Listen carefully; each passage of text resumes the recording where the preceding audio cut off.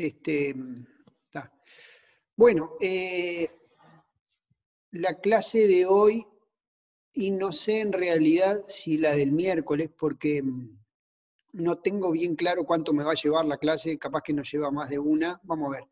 Pero la idea de la clase de hoy es hablar un poco, dar un paneo general, una idea general de cuáles son los conceptos fundamentales y también en qué se está aplicando hoy en día las redes neuronales, rebranded al principio de esta década como Deep Learning, que en realidad es un poco más que un rebranding, y bueno, y un poco lo que es lo que vamos a tratar de ver en la clase, tratar de mostrar un poco, primero, cuáles son los fundamentos, eh, qué características especiales tienen las redes neuronales respecto a otros métodos de clasificación que han visto, y, como le decía, y finalmente mostrar un poco en qué se han estado aplicando en esta probablemente última década, que es donde se han puesto de moda, si bien son una herramienta que viene desde los años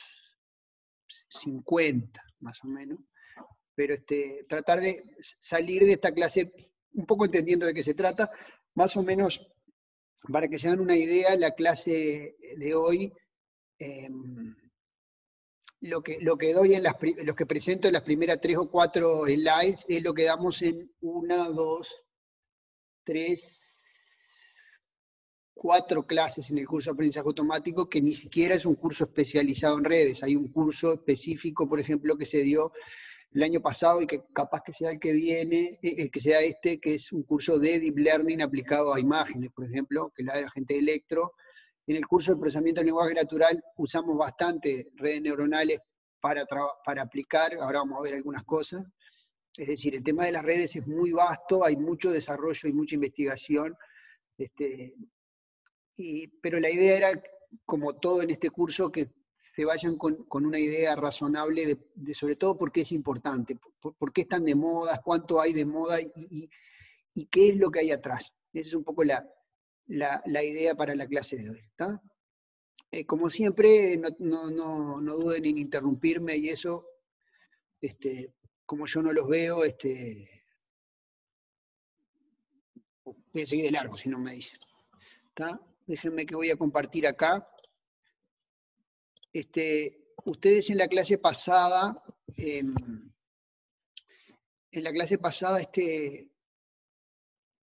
vieron con Marcelo una clase de optimización. Vamos a ver que las redes neuronales tienen ciertas características comunes que hace que, con esto que ustedes estuvieron viendo de la regresión, que hacen que al final del día se trate de un problema de optimización exactamente igual. Y por eso a nosotros en el curso nos gusta presentarlo como una continuidad, donde primero aparece la regresión lineal, después la regresión logística, luego las redes neuronales, y que todas tienen bastante cosas en común, a pesar de que parezcan tan diferentes. ¿Tá? Entonces, un poco parado sobre lo que habló Marcelo y sobre las cosas que vieron con Matías, vamos a ver cómo llegamos un poco a las redes neuronales y luego sí entrar en qué tienen de particular o de interesante per se. ¿Tá? Bueno, entonces, esperen un poquito.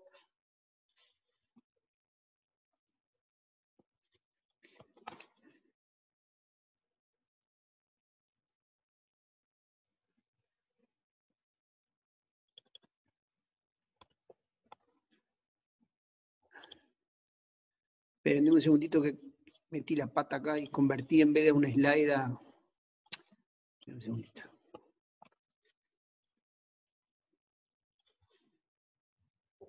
Después tengo una preguntita ahí antes de arrancar. Ya voy. Dame un segundito que que quiero cortar esto porque le re...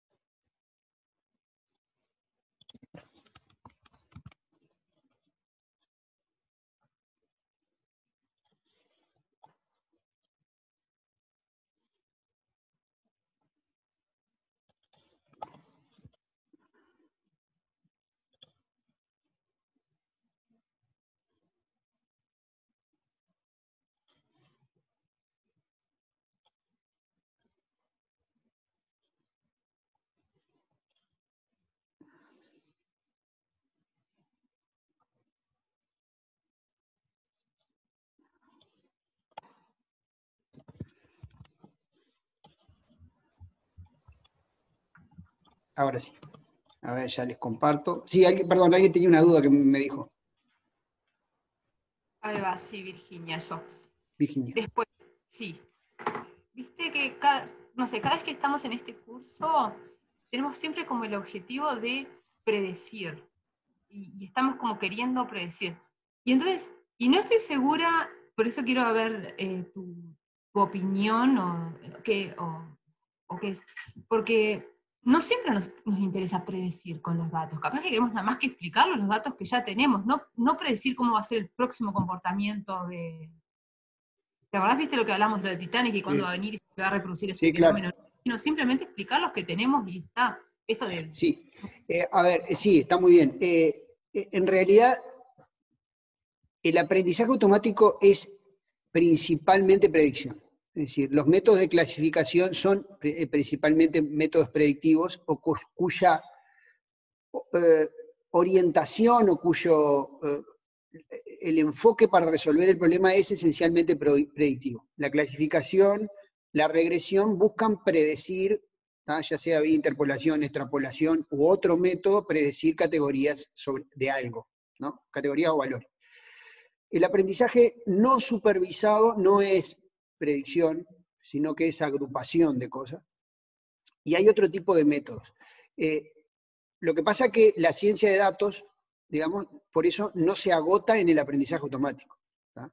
El aprendizaje automático es predictivo y las cosas que yo presento en este curso, por ejemplo, son muy orientadas al predictivo porque es lo que hago. Pero la gente de estadística, por ejemplo, tiene una visión muy descriptiva de las cosas y por eso es que intentamos dar esa visión general que es lo que se llama la ciencia de datos, porque en realidad el aprendizaje automático no es lo mismo que la estadística no es lo mismo que el aprendizaje automático, pero el aprendizaje automático per se es predictivo. Dicho esto, y algo vamos a ver en la clase de hoy, también es muy interesante explicar a partir de lo que si bien la tarea está orientada a la predicción, en el camino nosotros podemos explicar cosas. ¿tá?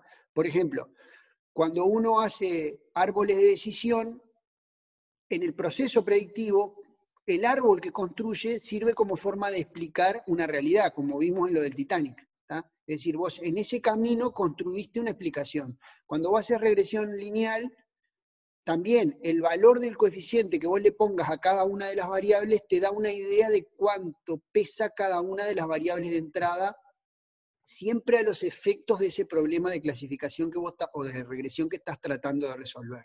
Es decir, cuando vos te planteas los problemas, los pensás en términos de problemas predictivos. Ahora, en el camino podés dar una explicación a algo. ¿no? Ese es un poco el balance, digamos. Hay métodos que son específicamente predictivos y hay todo un tema hoy en día que está muy sobre la mesa, que es el de la explainability, digamos, que es, bueno, estas redes neuronales funcionan precioso, cumplen su objetivo, que es el de la predicción, pero no sé por qué. Y ahí hay todo un área de investigación que es muy, muy, muy, muy nueva y donde recién se está empezando, porque recién se está empezando a entender bien, porque eso exige entender mejor las propiedades matemáticas de las redes, y eso es algo para lo que falta mucho todavía. Esencialmente, todavía estamos en una etapa donde las redes funcionan muy bien, pero no sabemos bien por qué funcionan tan bien. Y es como una especie de ensayo y error.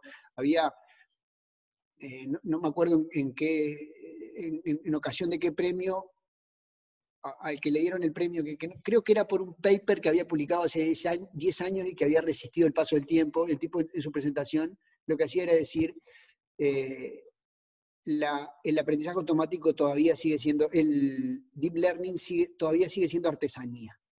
Es decir, esto todavía no es algo formalizado, caracterizado como otra cantidad de cosas de la matemática, sino que más o menos probamos. Bueno, ahora lo vamos a ver un poco en las redes. ¿tá? Pero ahí hay todo un área en ese tema de entender. Y algo pasa con las redes neuronales que tiene que ver con eso, que bueno, ahora lo veo. Gracias, Guillermo. Después una cosa, vos viste que si vos pones options, nos podés ver siempre al costado aunque estés compartiendo las pantallas, ¿no? Sí, lo estoy haciendo ahora. Lo que pasa es que una vez me pasó que me quedaba todo horrible en la presentación después cuando la grabé. Me quedaban como cuadraditos blancos, no sé, ahora lo estoy haciendo, eso sí. Más, ahora los estoy mirando. Bueno, voy a compartir ahí. Entonces yo me agarré la costumbre de minimizar cuando empezaba a ver las slides para que no me las taparan, pero creo que eso se resolvió. Bueno, esperen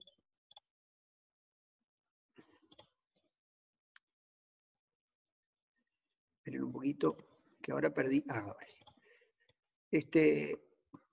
Bueno, entonces vamos a hablar un poco de redes neuronales y de deep learning en la clase de hoy y capaz que en la que viene. Vamos a ver. Pero vamos a empezar hablando primero, en esta primera etapa, de regresión lineal y regresión logística, que es algo que vieron con Marcelo en la clase pasada, por lo menos regresión lineal, creo que regresión logística también me dijo que les iba a comentar algo. Así que esto lo vamos a repasar muy, muy brevemente. ¿Tá? La regresión lineal, como ustedes vieron, es esto, ¿no? Una forma de aprendizaje supervisado. Es decir, nosotros tenemos ejemplos anotados y asumimos que tenemos como entrada, tenemos como entrada un conjunto de atributos reales, un vector de atributos reales, ¿sí? Y buscamos construir una función de hipótesis, como siempre en el aprendizaje automático, que, dado ese vector de reales, nos devuelva otro real que es la salida ahí, ¿tá? El resultado de esa función, ¿no? Por ejemplo, el clásico ejemplo, si yo tengo, bueno, acá hay un ejemplo que tengo dibujado, yo tengo una sola variable que es el PBI per cápita, ¿sí? Y la salida ahí sería la expectativa de vida al nacer de las personas en un país. Entonces, fíjense que hay una correlación positiva, es decir, cuanto más aumenta el PIB per cápita, más aumenta la expectativa de vida. ¿Tá? Entonces, aquí yo tengo, y lo intento aproximar con una recta. Yo acá tengo una variable de entrada sola, que es el PIB per cápita, y la variable de salida es la expectativa de vida. Y lo intenta, bueno, por supuesto, este es un caso muy sencillo para poder visualizarlo, pero nosotros podríamos tener muchas variables de entrada aquí. ¿Tá? Y nuestra función de hipótesis, ¿se acuerdan? En el aprendizaje automático siempre tenemos una función de hipótesis, siempre tenemos una función que busca predecir la salida y que tiene una cierta forma preestablecida, que es lo que hacen diferentes los diferentes métodos. En el caso de la regresión lineal, simplemente tenemos un parámetro de valor independiente más diferentes parámetros θ que se van multiplicando por cada una de las entradas. En nuestro caso sería θ sub 0 más θ sub 1 por x sub 1, que es la única variable que tenemos, que es el PBI per cápita. ¿Tá? Y lo que tratamos de hacer es acercarnos con una recta. ¿Sí? El problema de la regresión lineal, el problema de aprendizaje para la regresión lineal va a ser aprender los parámetros θ, ¿no? A partir de un conjunto de ejemplos que tenemos ya anotados, con m elementos, bueno, donde cada uno tiene los valores de entrada, o sea, en este caso, por ejemplo, sería el PBI de un país, la edad de ese país, la edad de expectativa de vida de ese país, el PBI de un país 2, la expectativa de ese país 2, etcétera, m instancias, y a partir de esas m instancias, tratamos de aprender para un nuevo país cuál va a ser esa instancia. ¿Tá? Esto es un problema muy, muy, muy viejo de la matemática. La regresión lineal es de los primeros, de la época ya del Legendre, creo. Legendre fue el que lo inventó, digamos, aunque lo popularizó, o se popularizó como que había sido una creación de Gauss, pero en todo caso es de 1800, esto de moderno no tiene nada, digamos, ¿no? Es una cosa que se ha venido estudiando mucho tiempo, se estudia en el liceo, si no me equivoco. Pero es bien un problema de regresión, ¿no? Es decir, tenemos una regresión donde esa regresión es lineal. ¿Qué quiere decir lineal? Lineal quiere decir que los parámetros θ multiplican a las variables de entrada, ¿tá? En una relación lineal. O sea que nunca tenemos el cuadrado de un parámetro. Esto no quiere decir que esto siempre tenga que ser una recta, ¿tá? Porque acá podríamos tener, por ejemplo, el PBI per cápita, si hay una relación del cuadrado, si esto en vez de ser una recta puede ser una parábola, yo podría transformar mis atributos de entrada a algo, en vez de usar x sub j, podría usar x sub j al cuadrado y así arrimar una función polinómica o una parábola. Digo, no vamos a entrar en esto acá, pero esto no quiere decir que solo una recta sea lo que alineamos, ¿está? Y para arrimarnos a eso, para tratar de aprender, de resolver ese problema de aprendizaje, vamos a utilizar una función de costo, ¿sí? Una función de costo que depende de los parámetros θ. Acá θ es el vector θ, ¿no? Son todos los vectores de parámetro, todos los valores de parámetros. Y lo que vamos a hacer es, para cada ejemplo de entrenamiento, vamos a construir una función que sea la suma de estas distancias al cuadrado, ¿sí? Esa es lo que nosotros vamos a llamar nuestra función de costo, ¿sí? Nuestra función de costo tiene, como ustedes seguramente lo vieron en la clase pasada, la suma de estas distancias, ¿sí? Al cuadrado. ¿Por qué al cuadrado? Porque no nos importa si la desviación es a favor o en contra, es decir, si nos pasamos o nos quedamos cortos. Entonces, por eso es al cuadrado. Y además porque queremos penalizar los que están más lejos, ¿ah? Pero la cuestión es que acá tenemos una función de costo, ¿sí? Y vamos a buscar el mínimo de esa función de costo utilizando, por ejemplo, un método de optimización. Típicamente lo que se utiliza es el descenso por gradiente, que creo que lo vieron, sin duda lo vieron en la clase pasada, ¿tá? Entonces, fíjense cómo está caracterizado el problema. Nosotros tenemos una función de hipótesis que queremos construir, ¿sí? Una cantidad de ejemplos de entrenamiento, donde sabemos cómo funciona.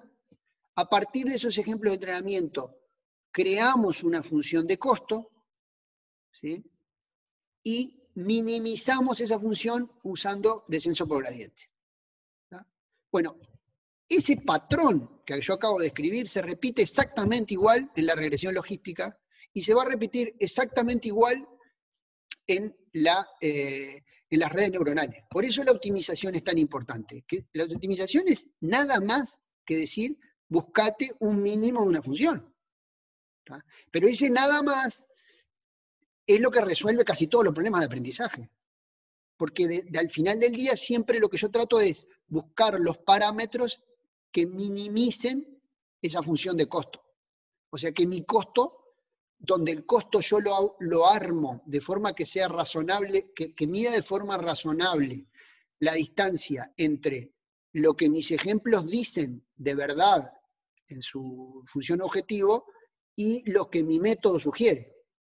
Entonces yo ajusto los parámetros para que mi método dé tan parecido a los ejemplos de salida como sea posible. Esa idea general se repite luego, y van a verlo, las funciones son un poco más complejas, los métodos necesitan alguna cosa más, pero esencialmente la idea es la misma. Siempre tenemos el mismo patrón. Si yo, por ejemplo, voy a la regresión logística,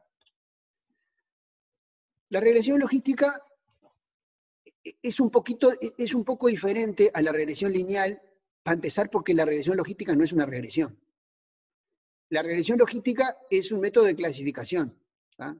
El nombre está muy misleading, porque la regresión logística lo que trata de hacer es predecir, tiene un problema binario, ¿sí?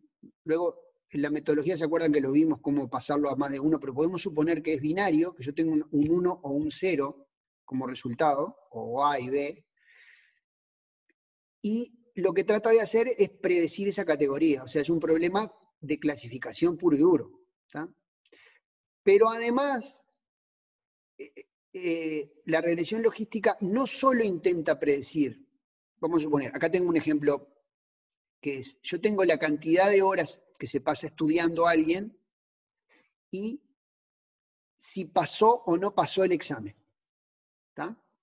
Fíjense que acá tiene, bueno, estos pibes se pasaron 1 hora, 2 horas, 3 horas estudiando, 3 horas y media, y no pasaron, y acá hay gente que estudió 1 hora y media, 2, 3, 4, 5, 6, bla, y sí lo pasó, ¿tá? Lo que trata de hacer la regresión logística es predecir esto, predecir el 0 y 1, es un problema de clasificación. Pero la regresión logística lo que hace es no solo intentar devolver ese valor 0,1, sino que lo hace intentando predecir la probabilidad de que ocurra en función de la variable de entrada. ¿Tá? Es decir, si yo estudié 2 horas, ¿cuál es en esta curva, por ejemplo, si yo estudio 2 horas, mi probabilidad es 0,25? ¿Tá? Y yo voy a decir que no vas a salvar. ¿Tá? Porque la probabilidad de no aprobar es más baja que la de aprobar es más baja que la de no aprobar. ¿Eh? Entonces, es un clasificador probabilístico cuya función de hipótesis se construye a partir de la misma fórmula que la regresión lineal, ¿tá? Es decir, calcula el valor de la entrada multiplicándola por diferentes coeficientes, pero a la salida le aplica esta función acá que se llama sigmoide, ¿sí? Esa función sigmoide que le aplica a la entrada es esta función que está acá, que tiene esta forma, y a partir de lo que esa sigmoide le devuelve, utiliza eso como estimación de la probabilidad. Fíjense que la sigmoide lo que dice es, bueno, si estoy cerca del 0, digamos, mi probabilidad es muy baja. Y si estoy cerca si me alejo al más infinito, mi probabilidad es muy alta. ¿De acuerdo? No, si estoy cerca del menos infinito, perdón. Entonces, lo que hace esta función es llevarnos los valores de entrada entre 0 y 1. ¿No? Transforma esa recta en una S. Fíjense que esta S parece un escalón, ¿no? Es como un escalón suavizado. ¿Tá? Entonces, más o menos aquí, a la mitad de esto, el resultado va a ser 1, y antes de esto va a ser 0, pero en realidad lo que estoy calculando es la probabilidad de eso. No importa, no quiero entrar en el detalle de eso porque no es la idea. Pero la sigmoide lo que trata de hacer es obtener la probabilidad de una clase. Es decir, como problema es parecido al anterior, nada más que ahora devuelvo una probabilidad. Y acá tengo esto que les decía, una frontera de decisión donde yo digo, bueno, devuelvo 1 si la probabilidad es mayor que 0,5. Si estoy en la parte subiendo de la sigmoide, devuelvo 1. Más allá de y bueno, la sigmoide es así, ¿no? Esta es la curva sigmoide. Fíjense que es una probabilidad continua y es como una probabilidad porque tiende a 0 cuando z tiende a menos infinito, cuando la combinación de los valores tiende a menos infinito. Y tiende a 1 cuando tiende a más infinito. Es una función diferenciable, tiene una cantidad de propiedades interesantes, ¿tá? Pero fíjese que lo que tiene de bueno es que la probabilidad cuando crece mucho, ya lo arrima a 1. Dice, bueno, si estudiaste 35 horas, yo te digo que ya te voy a dar 1 prácticamente. Es decir, no es una recta, sino que acá ya se aplana. Es decir, cualquier número muy alto o muy bajo te lo va a llevar a probabilidad 0 o a 1. Esa es un poco la idea de la sigmoide, de lo que hay atrás de la sigmoide. La sigmoide se utiliza para otra cantidad de procesos que involucran un crecimiento lento al principio, luego sí tienen esa curva rápida y después siguen y entran en otra etapa de estabilizarse. Típicamente, el ejemplo más conocido es el de los tumores. Por eso la sigmoide surgió en la medicina. Digo como dato anecdótico. La sigmoide también se utiliza para representar, por ejemplo, la incorporación de una expresión en un idioma. ¿Tá? Al principio, decir chiques es muy lento, ¿no? Después eso crece rápidamente hasta que lo adoptan casi todos y finalmente queda en un plano parecido, digamos, ¿no? Pero eso como cuento. Pero lo que me interesa de esta parte es lo siguiente. Fíjense que podemos identificar, igual que con la regresión lineal, 4 componentes principales de un clasificador de este tipo. La primera es que tenemos una representación de los atributos de la entrada, ¿sí? tenemos esta función de hipótesis, ¿sí? Que en el caso de la regresión lineal era la combinación lineal de las entradas. En el caso de la sigmoide es esa combinación lineal, que además después la pasamos por la función sigmoide, pero que esencialmente es una función de hipótesis, es decir, cómo voy a generar la salida a partir de la entrada. Una función objetivo, ¿tá? Que es la función de costo, que en el caso de la regresión lineal era estos mínimos cuadrados, y que se puede definir similarmente, no sé si lo hicimos acá, no lo hice, se define similar, una función similar convexa para la regresión logística, ¿sí? Y finalmente un algoritmo que nos permite minimizar o optimizar, en este caso minimizar, la función objetivo. Esos 4 componentes son lo que les decía hoy, que están siempre, digamos, en este tipo de problemas. Es decir, yo tengo una representación de la entrada, la función de hipótesis, la función de costo, que nos dice esa diferencia, y a una forma de optimizarla. ¿Sí? La regresión logística se puede ver así también, ¿no? Y todos son problemas de optimización. Ahora vamos a ver que las redes neuronales también son una extensión natural de esto, y que también obedecen esta lógica. Esto es muy importante verlo en las redes neuronales, porque después las redes neuronales se empiezan a complicar, empiezan a aparecer muchas cosas raras, sobre todo porque es un área donde hay mucha investigación, pero al final del día siempre lo que hay es estos 4 componentes. ¿Alguna pregunta o alguna duda hasta acá que les interese? Esto hasta ahora era repaso. Entonces, ahora vemos las redes neuronales. A mí ahí no... Sí, perdón, Virginia, acá. No, dale. en un momento era logística, después le pusimos la función y se nos puso continua, de discreta a continua, ahí medio que no me quedo del todo, pero bueno, confío. Sí. Lo que hace en realidad lo que hace la logística es, toma un problema discreto, que es no solo discreto, sino que binario, que es este, ¿sí? Y lo intenta aproximar con una función continua, que es la logística. La logística lo que trata de arrimar, en vez de los valores de entrada y salida, que son 0 y 1, trata de ajustar la probabilidad de que ocurran. ¿Ah? Y ahí lo hace a través de una función continua, porque lo busca una función continua de probabilidad. Y después que obtuvo la probabilidad, lo vuelve a poner discreto con esta función de decisión. Fíjate que si vale menos de 0, o sea, después que calculó la probabilidad, simplemente dice, bueno, si vale menos de 0,5, pongo 0, si vale más de 0,5, pongo 1. Esto, reitero, en el curso de aprendizaje automático lo ven mucho más en detalle, digamos. Pero la idea es esa. Pero lo estás arrimando, sí, con una función. A pesar de que el problema es discreto, lo estás arrimando a través de una función continua. Y es lo mismo que vamos a hacer en las redes neuronales. No solo continua, sino que no es lineal. Y esto es muy importante. Al meter esta funcioncita sigmoide, estoy transformando un problema que deja de ser lineal para ser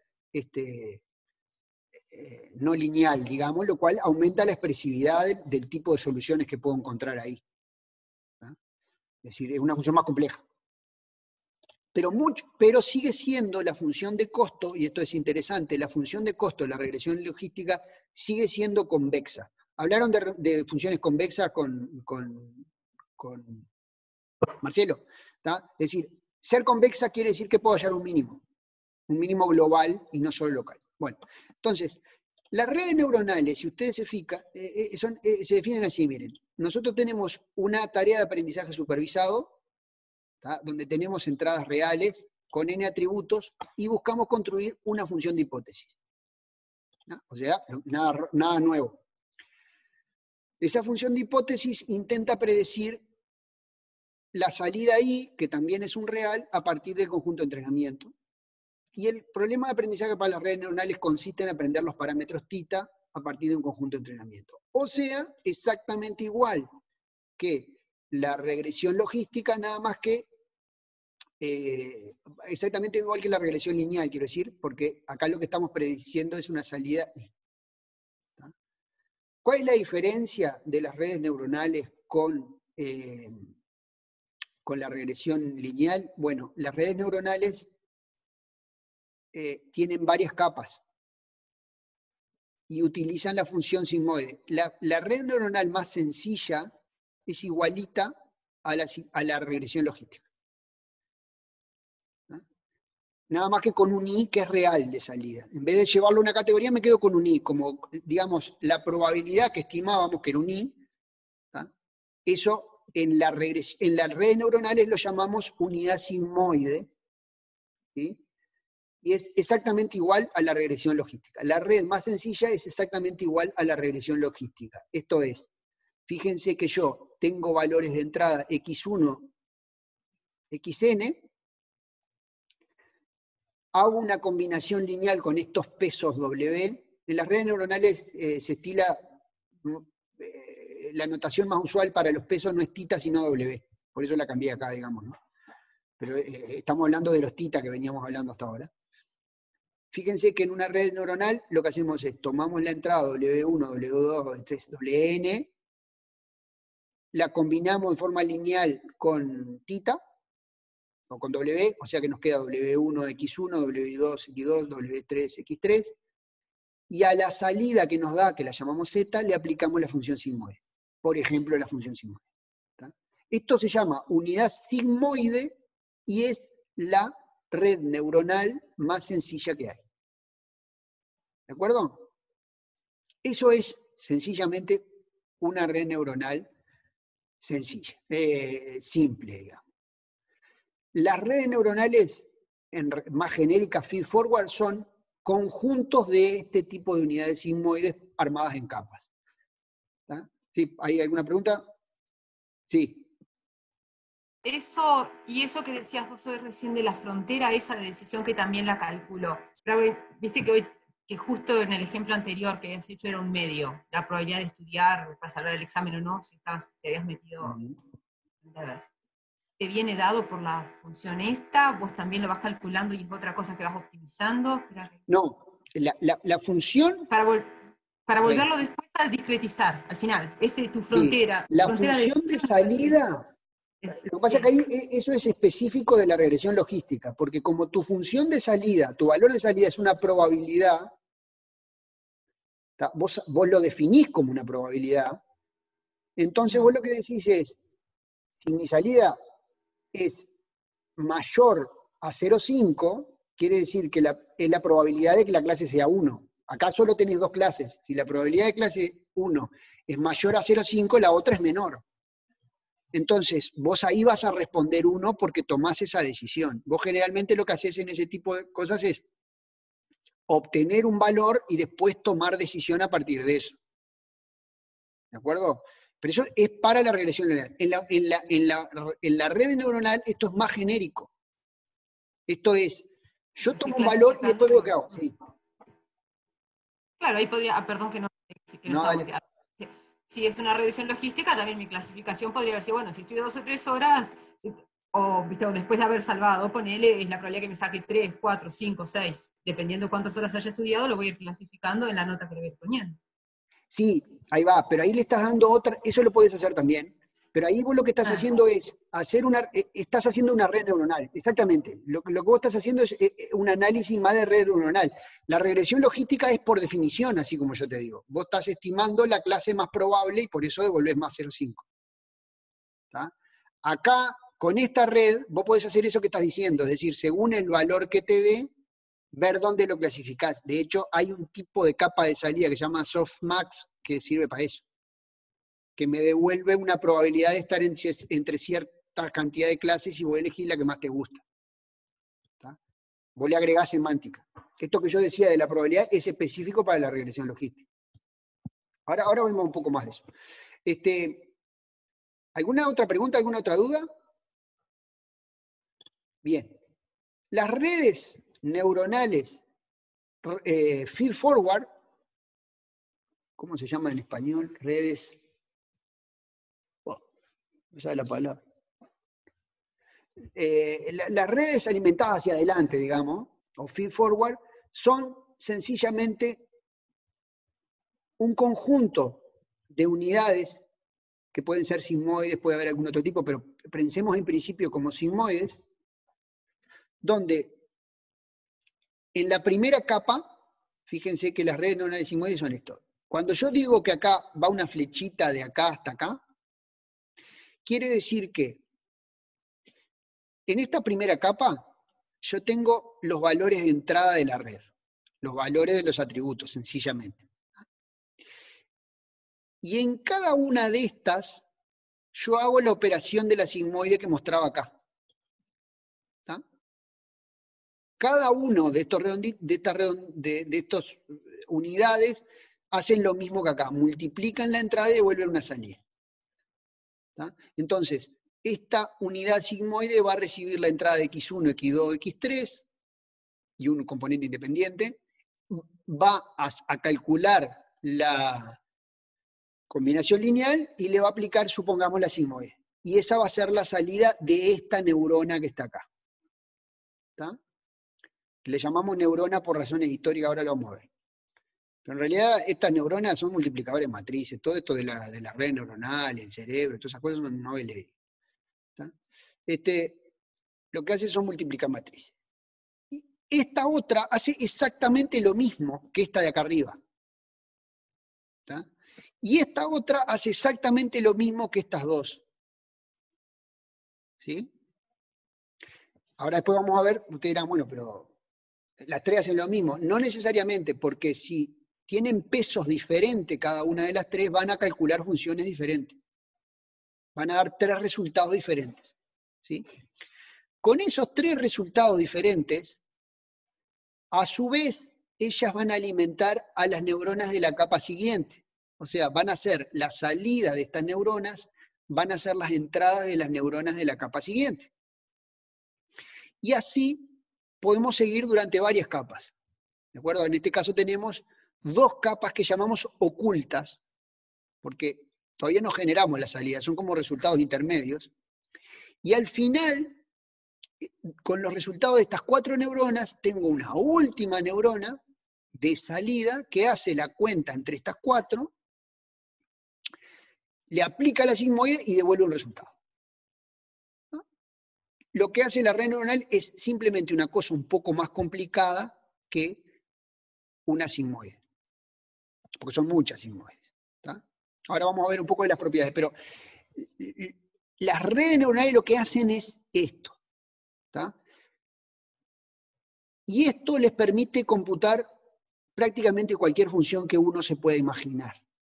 Y eso es lo que tienen de bueno, porque son mucho más complejas que la combinación lineal, porque fíjense que ustedes acá, en cada neurona, están aplicando una función no lineal a la multiplicación. Y luego, con la combinación de esos valores, generan a su vez funciones mucho más complejas que las que teníamos hasta ahora, que eran bastante más sencillas. ¿Tá? Es decir, las redes neuronales generan funciones mucho más complejas desde el punto de vista del dibujito y de los mínimos y los máximos, ¿no? No son una cosa tan sencilla.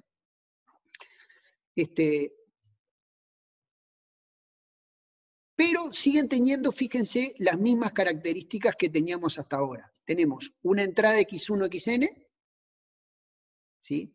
Tenemos una función de hipótesis, que es una función bastante complicada, pero se puede calcular, porque fíjense que el resultado de esto es el resultado de aplicarle la sigmoide a W1 por X1, W2 por X2, más W2 por X2, más W3 por X3, y eso me da A1. Después yo tengo una A2, una A3, y para calcular H2 es A1 por W, esto que ahora no es más un W1, W2, sino que es una matriz, pero yo puedo calcular hacia adelante con facilidad, solamente multiplicando matrices para obtener el resultado final. Mi función es bastante más compleja, claro, pero sigue siendo una función de hipótesis. ¿Tá? O sea que tengo también una función de hipótesis. Con las redes neuronales, bueno, ¿y qué hago? Bueno, y yo puedo ver que esta salida que me devolvió acá, la comparo con el valor que tenía en mi supervisado, igual que había hecho hasta ahora. La comparo, ¿sí? Y a partir de esa comparación genero también una función de costo que compara esta salida con la que obtuve, y esa función la intento minimizar. ¿Tá? Esto es exactamente igual que lo que habíamos visto con la regresión. Exactamente igual, nada más que una función bastante más compleja. Y tiene otro problema adicional, y es lo siguiente. Como yo lo que conozco, y lo único que conozco es la salida de la red, y yo no sé todo lo que pasó en el medio viendo la salida, ¿sí? Porque yo conozco la arquitectura, pero no sé qué pasa en el medio con la salida, tengo que conseguir una forma de calcular, porque se acuerdan que el descenso por gradiente lo que hacía era modificar los parámetros en la dirección contraria al gradiente. ¿Sí? Y el gradiente es la derivada parcial del resultado final contra cada uno de los parámetros. Pero ahora es contra cada uno de los parámetros de toda la red. Entonces yo necesito una forma de saber calcular la derivada de esta función contra cada uno de los parámetros de esta red. Y eso es lo que hace el famoso algoritmo de backpropagation, que capaz que lo han escuchado nombrar. El algoritmo de backpropagation, lo único que hace, que no es poca cosa, y por eso cuando lo redescubren, el algoritmo de backpropagation tiene una historia muy interesante, porque lo descubrieron como 4 veces en la historia, digamos, ¿no? En diferentes lugares, porque es la regla de la cadena de la derivada aplicada para atrás, no importa. Pero hay un paper muy famoso del año 86 de Rumelhart, donde describe el algoritmo de backpropagation, que esencialmente lo que hizo fue mucho más fácil aprender los parámetros de una red neuronal. Lo importante es que nosotros, el algoritmo de backpropagation nos permite aplicar optimización a esta función bastante más complicada de las redes, ¿tá? Que tienen las redes neuronales. Entonces, fíjense que tenemos este tipo de redes que son las más comunes, que son redes donde cada una de estas funciones, resumiendo, computa la suma ponderada de las entradas y lo pasa por una función de activación. Si bien empezamos con la sigmoide, hoy en día no es la más popular, la función de activación más popular se llama ReLU y es muy sencilla. En lugar de ser una sigmoide, es simplemente una recta truncada cuando el valor es menor que 0. Después sigue siendo una función identidad, así de sencilla. No tienen retroalimentación. Fíjense que en estas redes cada neurona recibe el valor de las anteriores, pero no hay para atrás, no hay bucles. Y, como les decía hoy, el aprendizaje está basado en optimización, ¿tá? O sea, en backpropagation y descenso por gradiente.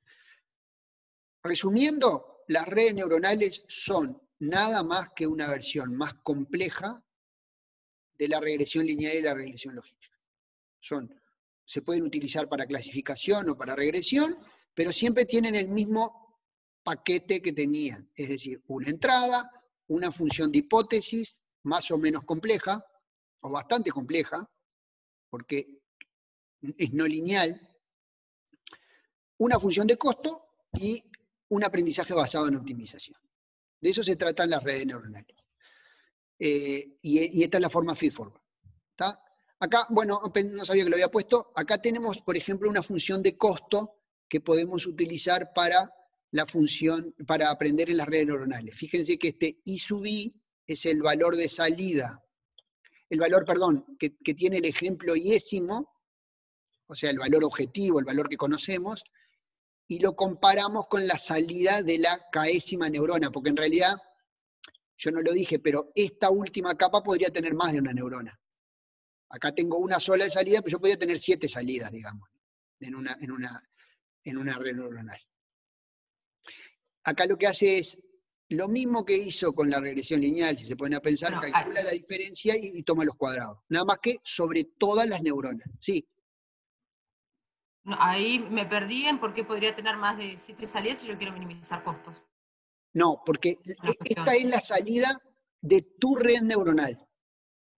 Entonces vos, por ejemplo, la salida de tu red neuronal podría ser, yo tengo 7 clases, porque quiero saber qué día de la semana me conviene más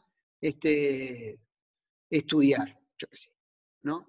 Y mi salida quiero que sea una distribución de probabilidad entre los días de la semana.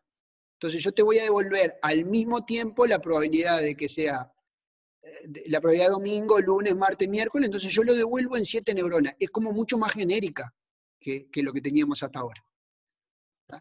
Lo que pasa que ahí cuando me venga el ejemplo de entrada, yo voy a tener, mi ejemplo va a decir, bueno, este estudió un domingo, ponele, yo qué sé. Entonces vas a tener un 1 en el domingo y 0 en los demás. Y tu salida va a ser una distribución. Entonces vos vas a tener que restar todos y sumar sobre ellos, digamos, ¿no? La función de costo, que es eso, que siempre la función de costo es la diferencia entre los resultados, no es el resultado, sino la diferencia entre mi ejemplo y lo que me dio mi red. Sí, ahí me di cuenta donde me había confundido. Gracias. Son muy genéricas las redes neuronales, por eso mismo uno las interpreta como más le gusta, digamos. Como más le gusta, no, como más se adecua a su problema. ¿Está? Bueno, acá un poco estoy repitiendo lo que dije recién. Pero y acá hay una cosa muy interesante de las redes neuronales. Fíjense que esta es una red consulta. neuronal. Sí, claro. Las variables de entrada pueden ser de cualquier tipo. Tienen que ser reales. Es la única restricción. Lo que pasa, sí, porque es la forma que tienen las redes, porque es lo que hace fácil después el cálculo, porque las redes neuronales se pueden ver siempre como multiplicaciones de matrices de reales, pero lo que esperan es que en la entrada haya un real. Ahora, la semántica que vos le das a ese real es problema tuyo, ¿no? Es decir, vos podés convertir, como vimos en alguna de las clases anteriores, categorías a reales, por ejemplo, típicamente usando one-hot encoding.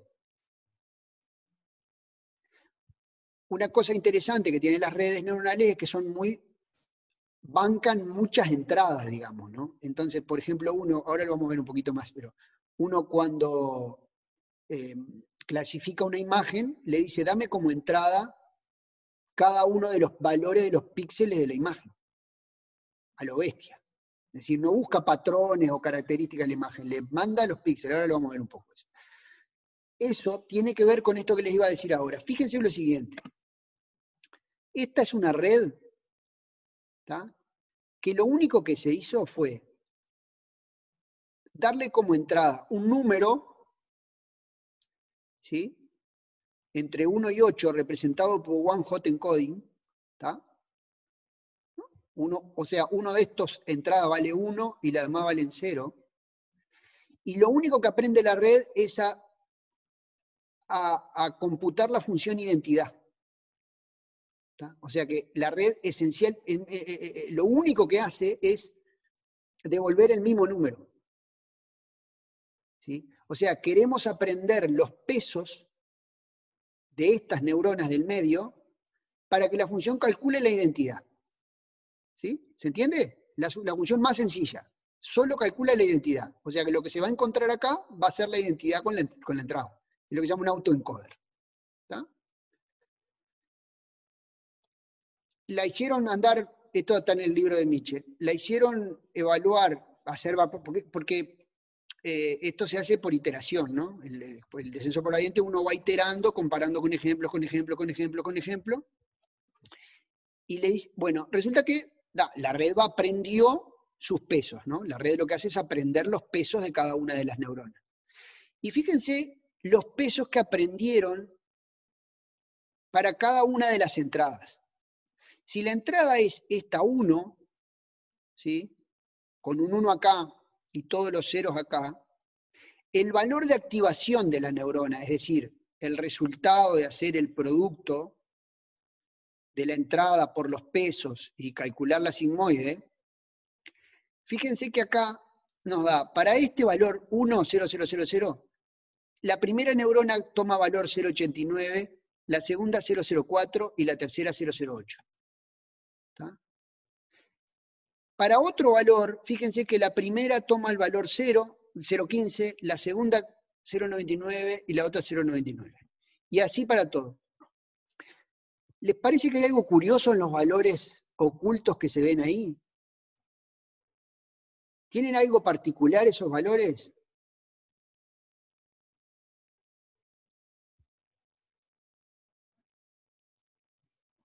No son cualquier cosa estos valores cuando uno los mira. Fíjense, y eso solo fue en 5.000 iteraciones. Fíjense que en esta, la primera neurona, ¿qué le pasa? ¿Cuánto vale? Vale un número muy cercano a 1. y estos dos muy cercanos a 0. Con el segundo valor, la primera toma un valor muy cercano a 0 y los otros muy cercano a 1. ¿Sí?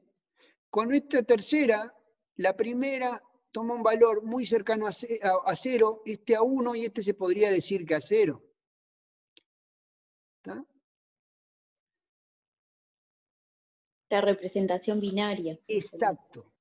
Lo que está pasando es que la red, sin que nadie le haya dicho nada, como no tiene más remedio, porque fíjense que lo que sucede es que esta red tiene que aprender a condensar en estos 3 valores el valor de entrada para poder mapearlo en el de salida.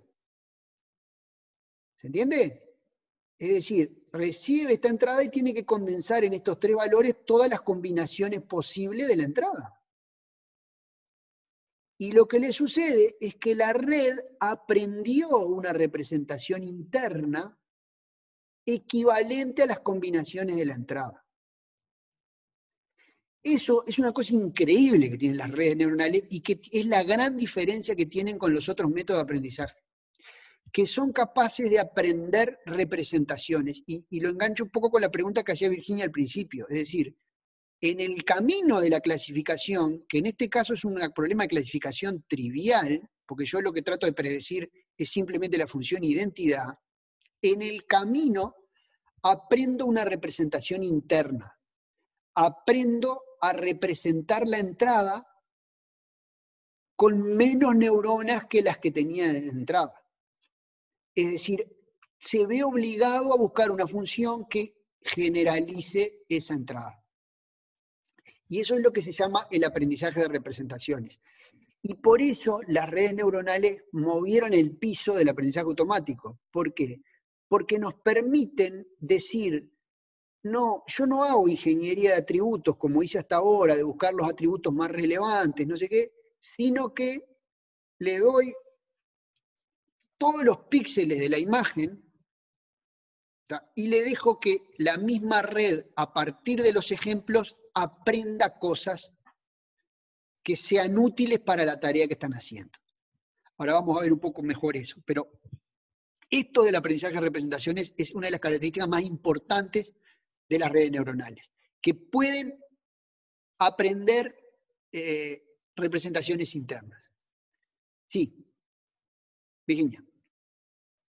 Mientras, sesgos.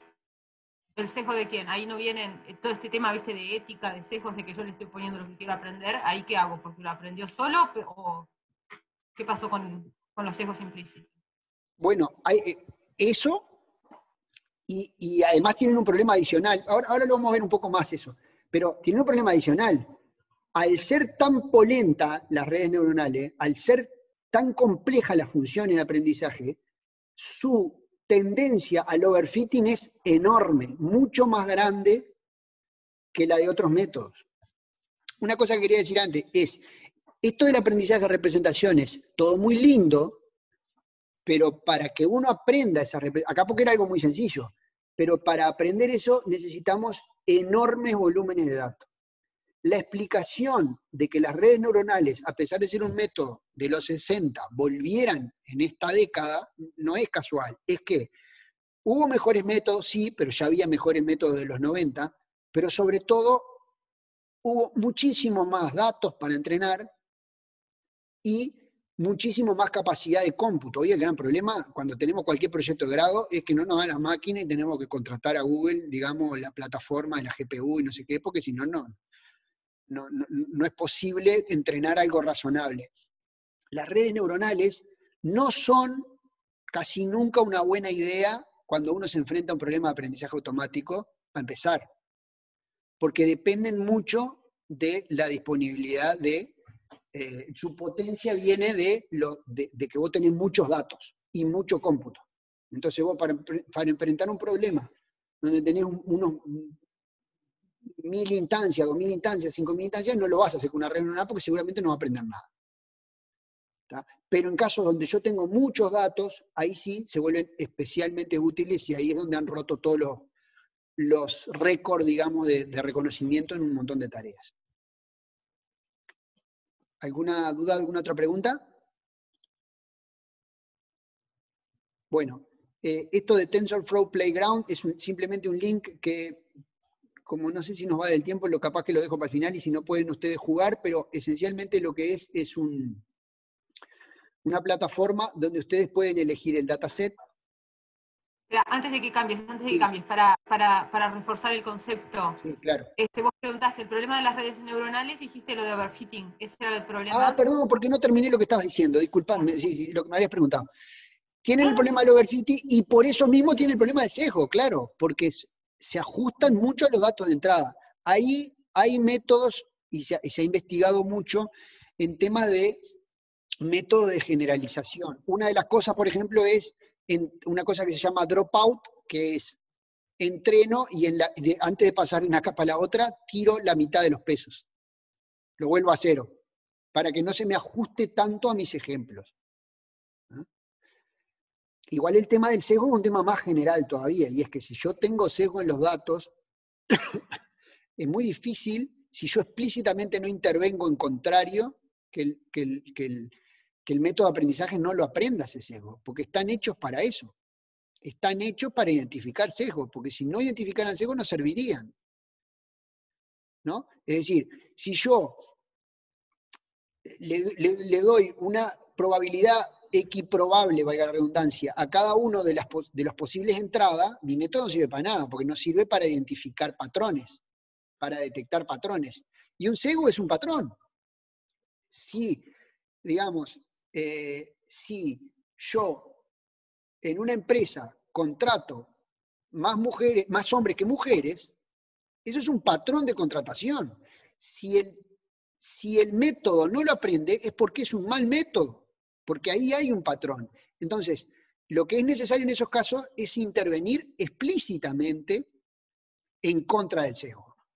Tiene que haber una intervención externa al método que penalice ese tipo de comportamientos que yo identifique, ¿no? Sí. Sí, divino, esto estoy de acuerdo y total, porque, pero pensando en el Titanic, que ahora es la conversación de la clase aquella cuando vinimos, dijimos, bueno, ¿cuál es la probabilidad que se salve? Y lo que era, ahora es como es mujeres y niños primero en el barco, tiramos, bueno, se salvan las mujeres. Pero al final la probabilidad ex post no era que se salvaran las mujeres, porque los hombres de primera clase se salvaron antes que También, otros. claro. Y eso lo aprendió solo, aunque no está, eso se aprendió, o sea, detectamos ahí, a pesar del sesgo, de que la letra decía mujeres y niños primero, pudimos calcular otras cosas. Bueno, pero lo que pasa es que ahí fue ahí está, el sesgo estaba anotado en los datos, digamos. Nosotros ahí no teníamos un sesgo, ahí era lo que creíamos nosotros antes, pero los datos te decían claramente eso. Te decían que los hombres de primera clase se salvaban antes, digamos. No es un dato que me acuerde, pero ahí el sesgo, digamos, el sesgo más peligroso es el que se detecta porque existe. Porque seguramente el método lo que va a hacer es reproducirlo, no solo reproducirlo, sino que lo va a generalizar, o sea que puede ser más peligroso todavía. Si es un sesgo no querido, digamos, ¿no? Por eso es que se vuelve peligroso. Va a haber una clase de Lorena específica de temas de estos de sesgo y de ética y de todas estas cosas pero los métodos de aprendizaje automático, una de sus características principales es que tienen sesgo, porque el sesgo es lo que les permite generalizar. Si un método no tiene sesgo, no sirve para nada. ¿Por qué? Porque no generaliza, lo único que hace es memorizar los ejemplos de entrada. Claro, que siendo hacia atrás en 1800 también lo tiene la regresión lineal, porque vos cuando calculás la media y no sé cuánto, es lo mismo también. La regresión lineal tiene un sesgo enorme, que es que vos aproximás por una función lineal, que no admitís soluciones más complejas, digamos. Es decir, todos los métodos tienen sesgo, y si no tienen sesgo, el problema es que sobreajustan, y las redes neuronales, uno de los problemas es que sobreajustan mucho, porque son muy complejas. Entonces vos tenés que explícitamente buscar formas de volverlas menos, menos buenas, digamos. Siempre está ese problema de overfit y underfit. Bueno. Y esa solución era el dropout, ese que dijiste. No, hay miles de soluciones. Hay métodos de regularización, por ejemplo, que la tiene la regresión lineal y la regresión logística, que son, por ejemplo, penalizar costos valores de los parámetros muy altos. Porque cuando vos tenés valores de parámetros muy altos, tu función, vos querés que tu función tenga una forma smooth, que no tenga muchos saltos y muchos mínimos y máximos. Entonces lo que vos querés es que eso desde un punto de vista matemático quiere decir que la salida, una pequeña variación en la entrada no lleve una gran variación en la salida. ¿Tá? Entonces vos en los métodos de regularización lo que haces es penalizar los pesos que son muy grandes. Si hay un atributo que tiene un peso muy grande, quiere decir que va a depender mucho de ese atributo. ¿Tá? Entonces, hay muchas formas de regularización que lo que tratan de hacer justamente es eso. El dropout es otra que es conocida en las redes neuronales, pero no es la única. Bueno, volviendo. Bueno, no, esto acá que tienen ahí, si ustedes quieren pueden jugar, se llama Playground, es el Playground de TensorFlow. Ustedes acá pueden especificar un conjunto de datos, ciertos atributos y ver qué es lo que pasa con las funciones que se aprenden. ¿No? Capaz que si nos da el tiempo lo vemos un poco más al final. Esperen que... Acá. Bueno, siguiendo un poco con esto, estoy dudando si seguir toda la clase o cortar y seguir la que viene, bueno, no sé. Siguiendo un poco con el tema de Deep Learning, estábamos hasta acá, como les decía, con redes neuronales feed-forward. Un método de aprendizaje que tiene ciertas características y que permitió ciertas cosas. Bueno, un poco vamos a entrar en detalle por qué, cómo se llega de esas redes neuronales a Deep Learning. Yo me acuerdo que cuando, siempre lo cuento esto porque me quedo grabado, en los años, por allá por el 2012, 2013, cuando empieza a hablarse de redes neuronales profundas, con algún compañero con el que hace mucho tiempo trabajábamos con redes neuronales, o conocíamos las redes neuronales, decíamos, ¿qué pasó? Esto es marketing, las están rebautizando, volvieron las redes neuronales, le pusieron otro nombre para que se vendiera mejor, porque, ¿no? Bueno, acá un poco vamos a intentar ver qué fue lo que pasó. Pero efectivamente pasó algo. Hay un artículo, yo lo pongo en las referencias, pero que es muy interesante, me parece, que para que lo lean, que se llama Deep Learning, es una review que sacaron en la revista Nature, Yann LeCun, Joshua Bengio y Geoffrey Hinton. Estos tres señores que ganaron el premio Turing el año pasado por esto, son tipos que en Canadá desde los años 80 venían investigando las redes neuronales. ¿Tá? Casi todos los papers importantes están firmados por alguno de ellos. Eran gente que era en una comunidad muy chiquita, que nadie le daba bola, pero que ellos insistían. ¿Tá? Estudiando temas teóricos y no sé qué. Y en los años 2000 esto explota. Bueno, ese artículo de Nature está muy interesante porque ahí es donde explican un poco toda la historia y es como el hilo conductor de esto que yo les voy a contar con algunos detalles más. Pero fíjense que dice esto, ¿no? El aprendizaje profundo permite modelos computacionales que están compuestos de muchas capas que aprenden representaciones de datos con muchos niveles de abstracción. Ahora vamos a ver qué quiere decir eso. Pero esa es como la definición, ¿no? Pero ustedes piensen un poquito que esto está enmarcado en las redes neuronales. No hay nada nuevo a lo que yo les conté hasta ahora. O sea, son redes neuronales con capa, multiplicación de matrices. Las redes neuronales son multiplicación de matrices y por eso es que es tan relevante lo de la GPU. Porque las GPU son buenas multiplicando matrices. Las GPU en realidad son buenas, para ser más exactos, ejecutando cosas en paralelo. Y las matrices lo que tiene de bueno es que al multiplicar dos matrices uno puede paralelizar varias multiplicaciones. Entonces algo que ejecuta muchas multiplicaciones en paralelo, lo que está haciendo es poder ejecutar más rápido eso. La GPU son unidades de procesamiento gráfico de las computadoras, ¿sí? Típicamente se han utilizado para los jueguitos. Porque aceleran los jueguitos. Y aceleran los jueguitos exactamente por el mismo motivo que son buenas para el aprendizaje automático. Porque los jueguitos son también multiplicaciones de matrices y permiten multiplicar eficientemente matrices. Entonces, exactamente por la misma razón, la GPU, que son muy conocidas por los gamers, porque para jugar un juego como la gente uno tiene que tener una GPU, bueno, para hacer aprendizaje automático también uno tiene que tener una GPU, pues si no, porque si no, no, pero si quiere manejar muchos datos, esto le va a acelerar mucho las cosas. Pero entonces, digamos, son redes, ¿no? Son redes como las que vimos, con diferentes capas. Y fíjense que Deep es porque tienen muchas capas en cascada. Por eso se llaman Deep Learning. Por eso el término profundo es porque tienen muchas capas en el medio. Y fíjense que acá tenemos, el ejemplo típico es el de las imágenes. ¿Ah?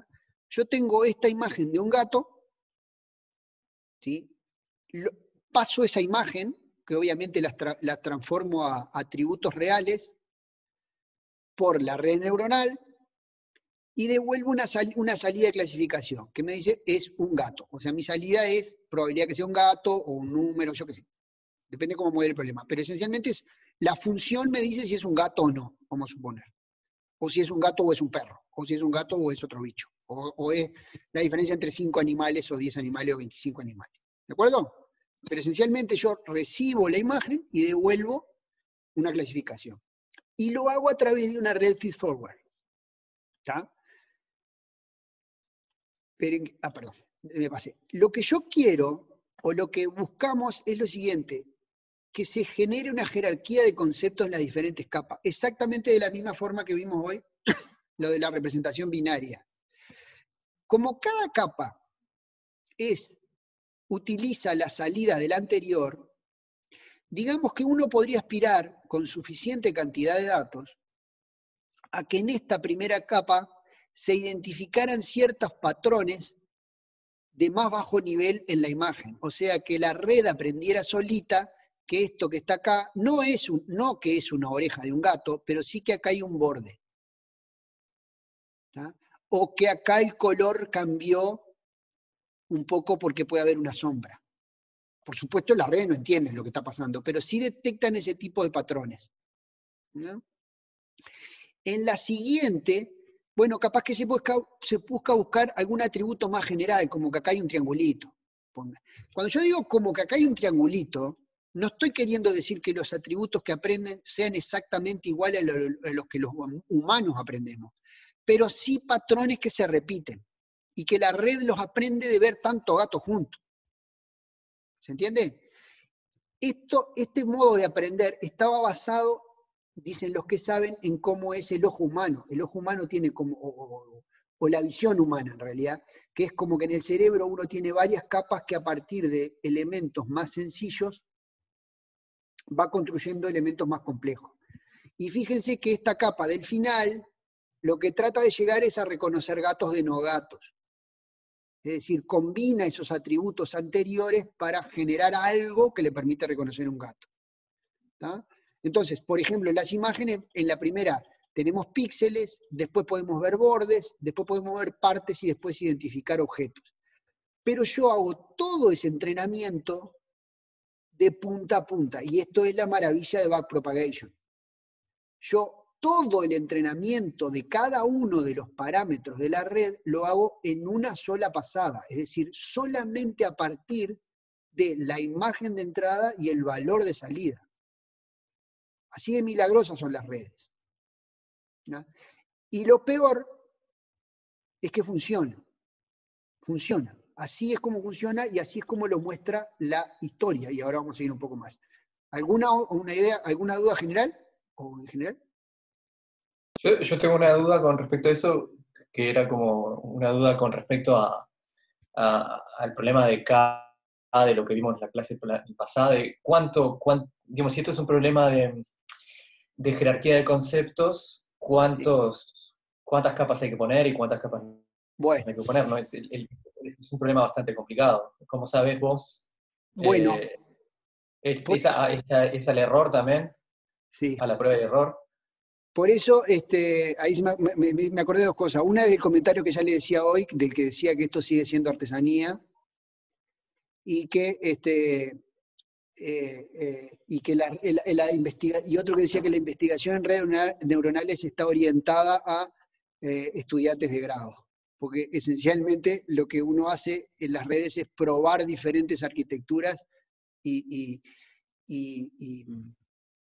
ver cuáles andan mejor. Hay quienes dicen también que con las redes neuronales nos liberamos de la ingeniería de atributos, o sea, de ver cuáles atributos son relevantes o no, pero no nos liberamos de probar las diferentes arquitecturas. ¿Tá?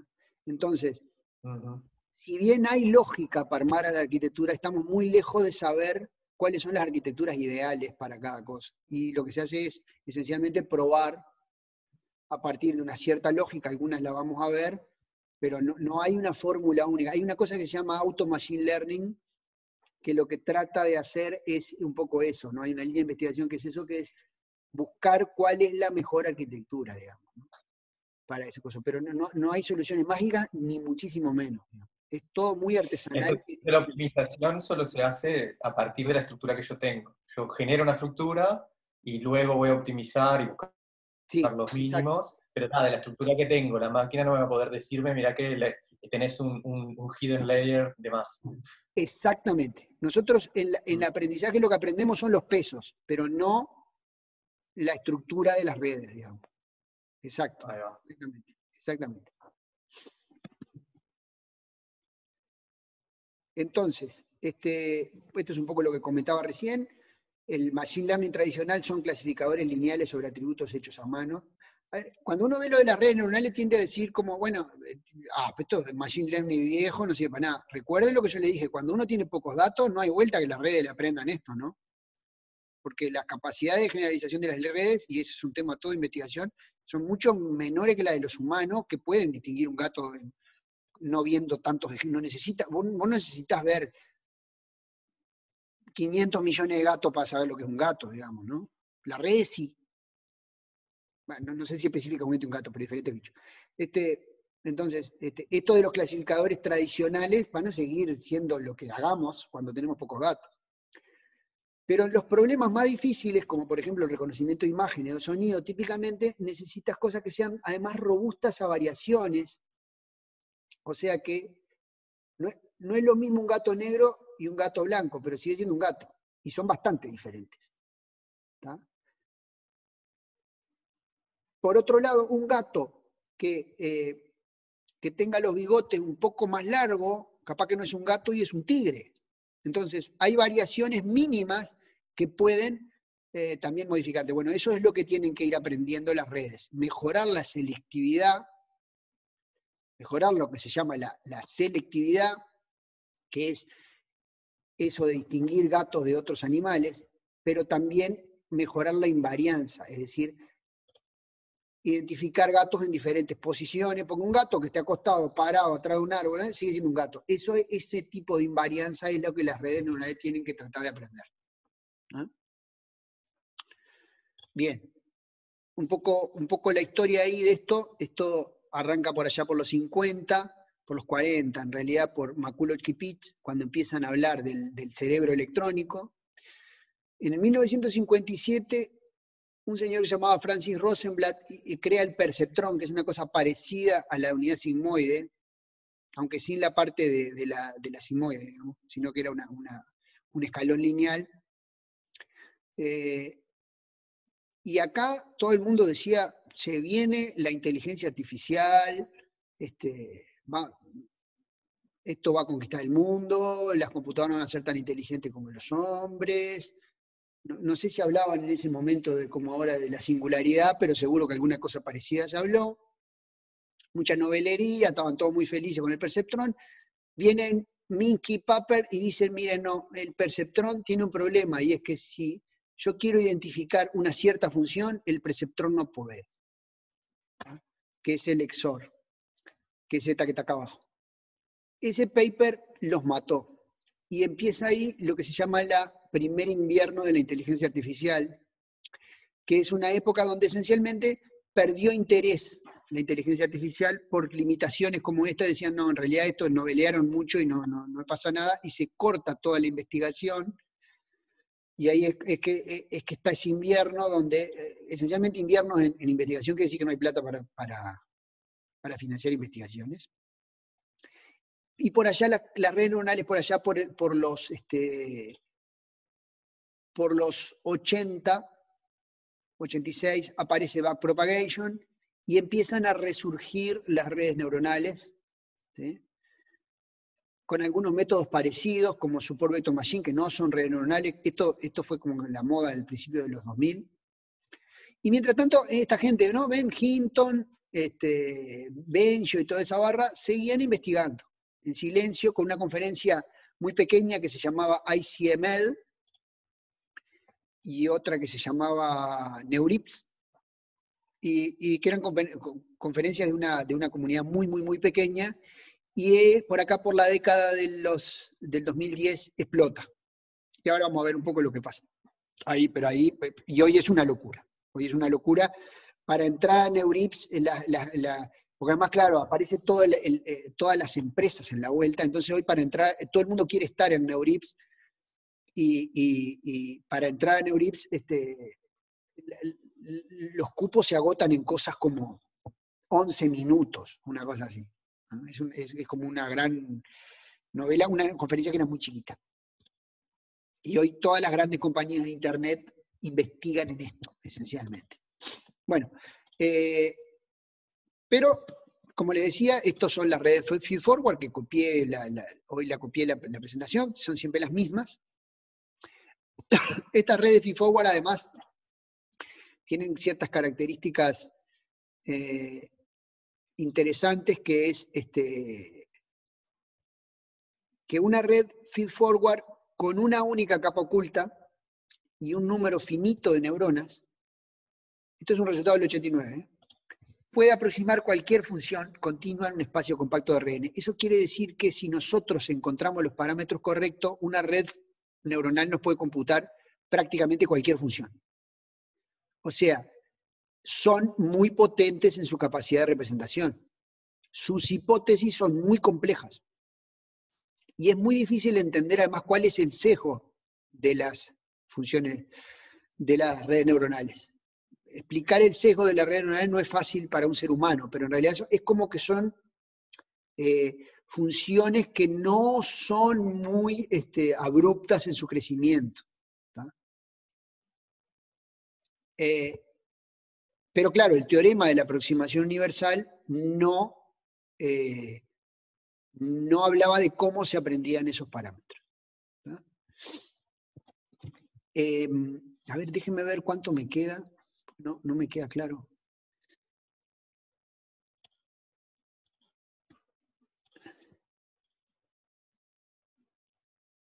Sí, creo que la vamos a tener que seguir el miércoles. Bueno, problema de las redes feedforward. Problema de las redes feedforward ya los nombramos a casi todas, ¿no? Tienen muchísimos parámetros. Ustedes fíjense que en esta red,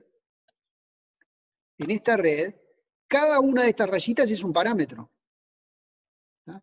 O sea que yo puedo, y esto puede tener miles de neuronas en cada una de las capas. O sea que estamos hablando con facilidad de millones de parámetros. Millones de parámetros quiere decir sobreajuste en fija. ¿Tá? Porque al ser tan compleja se pueden ajustar a cualquier cosa y pueden memorizar la entrada con mucha facilidad, y eso sabemos que para el aprendizaje automático eso es malo. Tengo una pregunta, porque vos a veces hablas en un idioma que no es el mío. En ese dibujito que tenías recién, ¿cuál es la arquitectura de esa red? ¿Es esa con todas las layers y con los no sé cuánto? La arquitectura es todo. Porque vos decís, no zafamos de la arquitectura. No zafamos del sobreajuste. Sí, no, y hoy más adelante habías dicho, ¿no? ¿Viste? Podemos sacar los parámetros porque podemos saber cuáles, dijiste, nos liberamos de la ingeniería de atributos, pero no de armar las arquitecturas. Esto es la arquitectura, porque vos fíjate que, ahí va, yo tengo un problema, ¿tá? Quiero reconocer esto que decíamos hoy, ¿qué día de la semana me conviene más estudiar a partir de ciertos datos que tenía por ahí que me decía, bueno, lo que salvó y estudió el domingo, perdió, no sé, no importa. ¿Tá? Tengo una arquitectura y quiero aprender una función. O vamos a hacerlo más en un ejemplo real. Yo tengo una imagen acá representada por los píxeles y quiero saber si es un gato o un perro. ¿Tá? ¿Cuántas capas le pongo acá? ¿Cuántas neuronas le pongo por capa? ¿Cómo comunico cada una de las neuronas? ¿Qué función de activación defino para cada una de ellas? Todo eso, ¿cómo entreno? Todo eso es la arquitectura de la red. Es una cosa que yo tengo que definir antes y que después no cambia. Porque si yo defino esta arquitectura que tengo dibujada acá, con 3 neuronas en la primera capa, 4 en la segunda y una de salida, luego yo voy a aprender los pesos, ¿tá? Pero esta red no va a cambiar. Nunca van a haber 5 neuronas en esta capa. ¿Me explico? Esa arquitectura no cambia. Y elegir cuál es la mejor arquitectura no es trivial. Ahora vamos a ver lo de TensorFlow y vamos a hacer eso. Bueno, y para la que viene hablamos un poco de algunas otras cosas más. Esto lo podemos explicar volviendo a esto que les quería mostrar de hoy del TensorFlow Playground. Fíjense lo siguiente. Cuando yo armo, esto es de juguete, ¿no? Pero fíjense que es bastante potente. Nosotros tenemos acá una red neuronal. ¿Tá? Acá yo puedo agregar más capas ocultas, ¿no? Piensen esto como cada una de las capas que mostrábamos, ¿no? Pero además en cada capa yo le puedo poner más neuronas. ¿Se entiende? O más neuronas de salida. ¿No? Y acá fíjense que esta entrada son las features. ¿Sí? Bueno, acá es X, yo tengo solo 2 atributos en esto, ¿no? Si ustedes fijan acá, en estos datos yo tengo un X y un Y. Lo puedo representar en 2D. Estos son mis datos. Y quiero hacer una función que, por ejemplo, los separe en 2 grupos. ¿De acuerdo? Y lo hago aprendiendo una red neuronal. Bueno, yo puedo usar, por ejemplo, una sola capa oculta. Podría en realidad poner ninguna capa oculta y utilizar solo X1 y X2. ¿Verdad? Esto es una capa, una red neuronal que no tiene capa oculta. Vamos a ponerle una. Con una sola neurona. Una sigmoide. ¿Está? Entonces, esto que yo estoy haciendo es definir la arquitectura de la red. ¿Tá? Entonces yo acá tengo estos datos acá, tengo X y Y. Fíjense que X, cuando miran los colores acá en la parte de la derecha, fíjense que cuando yo me paro acá me muestra cómo divide la salida. Solo este valor. Fíjense que acá a la izquierda del 0 queda amarillo y a la derecha queda azul. ¿Sí? Y esta, como es la X2, divide 0, azul en los positivos y amarillo en los negativos, ¿ah? Que es lo que está mostrando. Y esta es la combinación de las dos, ¿de acuerdo? Con el peso asociado a cada una de las neuronas, que acá en este caso está inicializado con valores aleatorios, que así es como se hace el aprendizaje. O sea, acá yo todavía no puse el aprendizaje, y obviamente esto está clasificando mal. ¿Tá? Pero acá tengo el peso asociado a cada una de las salidas de esta neurona. ¿De acuerdo? Fíjense que acá tenemos la pérdida, este es el resultado de la función de pérdida, que es 0,5, o sea, todavía es muy alta, se está equivocando mucho, obviamente, todavía no empezó, ¿no? Y esta es la pérdida en el conjunto de evaluación. Acá vemos que él partió el conjunto de evaluación y el de entrenamiento. ¿Tá? Si yo le di, y acá repartí 50% el entrenamiento y el test, vamos a decirle que le dé un poquito más al entrenamiento, ponele. Fíjense que acá los datos de testeo son menos. ¿Sí? Y va a procesar, bueno, esto no importa, va a procesar de a 10 los puntos, esto tiene que ver con cómo se aprende. Acá hay ciertos valores de la función de entrenamiento. Este es el learning rate, hablaron de descenso por gradiente, este es la tasa de aprendizaje. Esta es la función de activación, que nosotros vamos a decir que sea una sigmoide. Esto es la regularización, que era esto que yo le decía de penalizar los valores muy grandes de los parámetros. y acá lo vemos como un problema de clasificación, o sea, vamos a buscar algo que separe estos dos. Entonces acá le decimos que empiece a entrenar y fíjense lo que pasa. Rápidamente, muy rápidamente, la red aprende a separar estos puntos. Fíjense que acá dice, bueno, dale 1.2 de peso a uno de las X, 1.6 a la otra, y por supuesto acá el peso es para todo para la salida, porque es lo único que tenés. ¿Se entiende? Yo puedo luego, bueno, pero esto está muy bien, pero hay funciones que son un poco más complejas. A ver qué pasa con esta. Vamos a ver si podemos separar esto. Este es el problema del XOR, el problema de Mickey Pepper.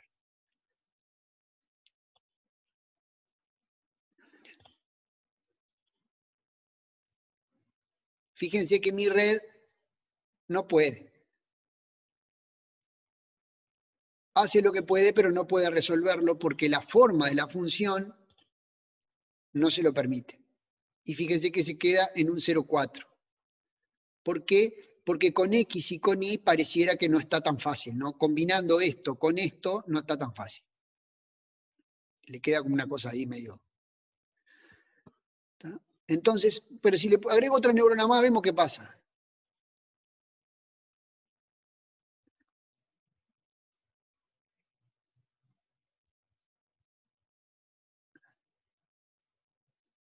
Tampoco sigue mejorando mucho. Vamos a meterle entonces una capa más.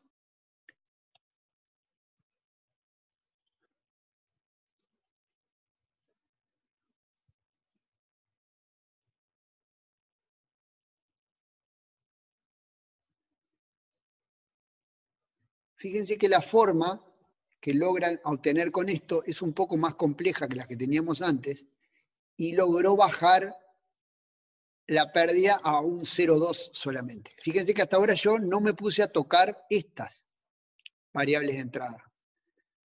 Que razonablemente, si yo uso x1, x2, seguramente va a converger mucho más rápido.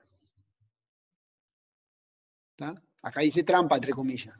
Que dije, tomate como atributo el producto de la primera y la segunda. ¿Está?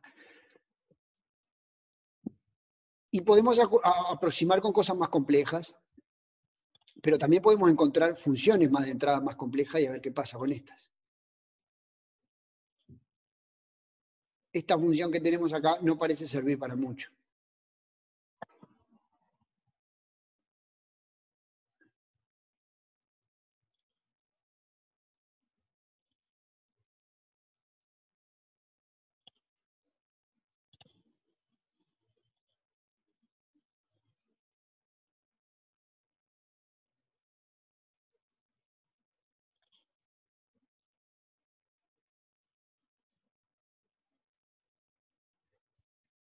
No es fácil. Eso es lo que le quiero mostrar.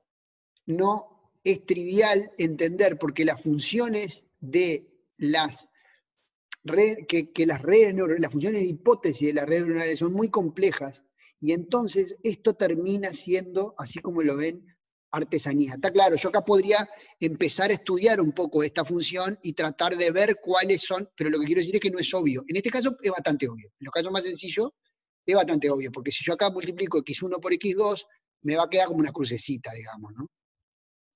Entonces, ahí sí puedo hacerlo. Pero en esto, que es una espiral, no hay una solución trivial que la separe.